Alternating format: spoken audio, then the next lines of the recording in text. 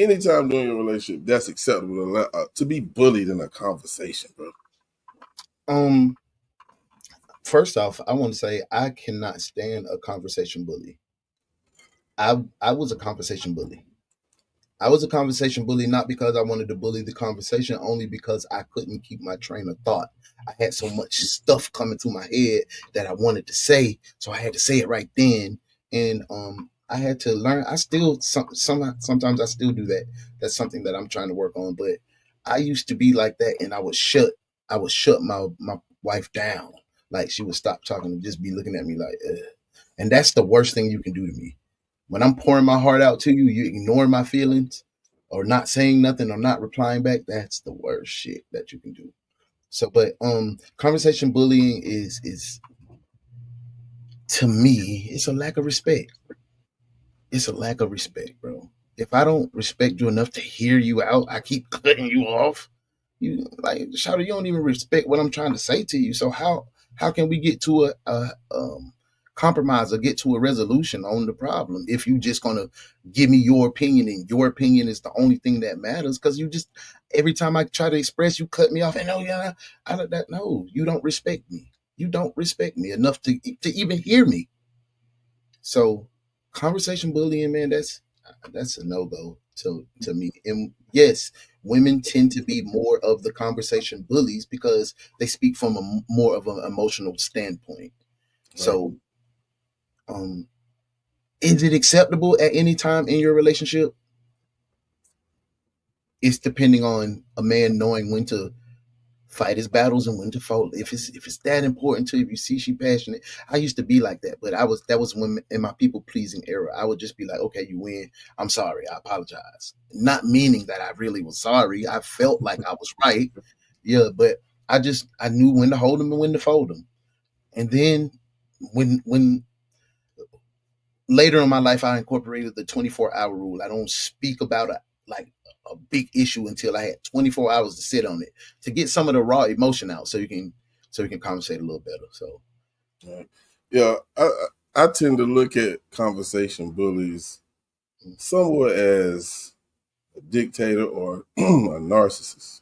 mm, I think those who actually go on and on and on and really don't want you to say anything because I believe most of the times they know that you're right. They know what they did or whatever this discussion is about.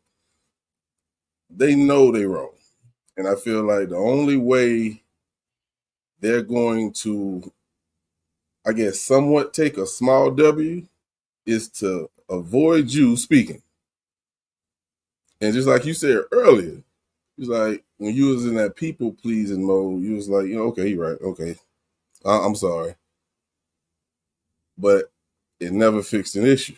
mm, You feel? And so if that is allowed, she may think, oh, I can just do this every damn time. So I think in the midst of those situations, you have to think like, nah, we ain't finna do this. I'm gonna listen to you, and you are going to listen to me. That's when the alpha male comes out. And if she argues that down to the point where she's just doing it to end the conversation, you know what you're dealing with, man. You know what you're dealing with. That's how I yeah, see it. I agree, and you do know what you're dealing with, but sometimes you have to know what you're dealing with for sure. You have to know what type of communicator that she was used to seeing.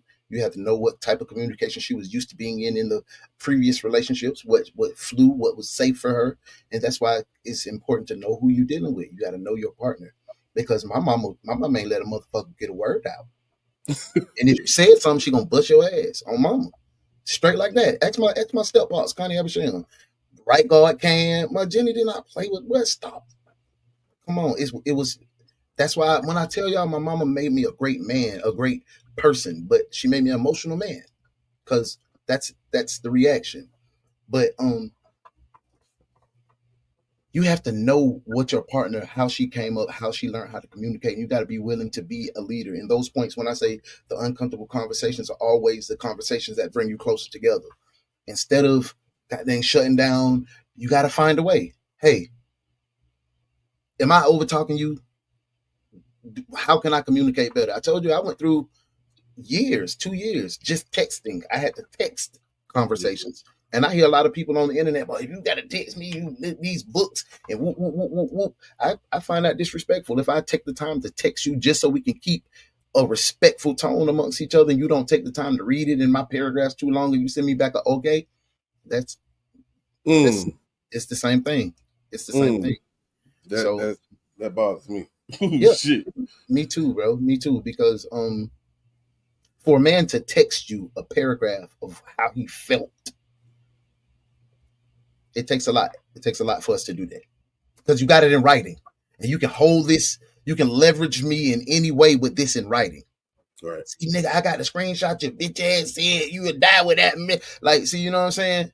So just give me some good feedback too. But you also have to learn that your partner don't communicate the way that you want them to communicate. I want to pause you right there because this is the question I have. When you in a relationship with these women or men, whatever, um, do you believe that they know their, I guess, weakness is communication, and if they're not willing to change it because of how they came up in the household when they was kids or in their previous relationships, if they're not willing to change it and they tell you this is why I'm this way because of this A, B, and C, but you say, baby, that's not the way to be. I think we can communicate better if we do this or if we do that. If they're not willing to change that, how do you fix that, bro? Um, you can't fix nobody. You can't. For real, you can't. We can't literally fix nobody. You can love them how you love them, but only time a person is going to fix or change is for them. So, on the other hand, if you know that's how that person communicates, your person communicates, you got to be able to, as a man, express, "Hey, babe, I know that you went through some of these traumas, and you got to deal with that. But the way that I like to be communicated to and with is like this. This is how I effectively can respond to you. Like this, you got to be able to teach your lady how to communicate and how you want to be loved, not just the cookie cutter of what they come from. So you got to That's be willing to teach them. And if they're not willing to learn how to love you, right. then you're ignoring a red flag, and you put that on yourself. You being Right. silly. You know what I'm I like saying? the way you did that. You teach them how to love you. If they Yeah. don't want to, yeah, that was real smooth. What we goddamn player, nigga? You better than the motherfucker. And that's from the trials and tribulations, bro. Trials and tribulations.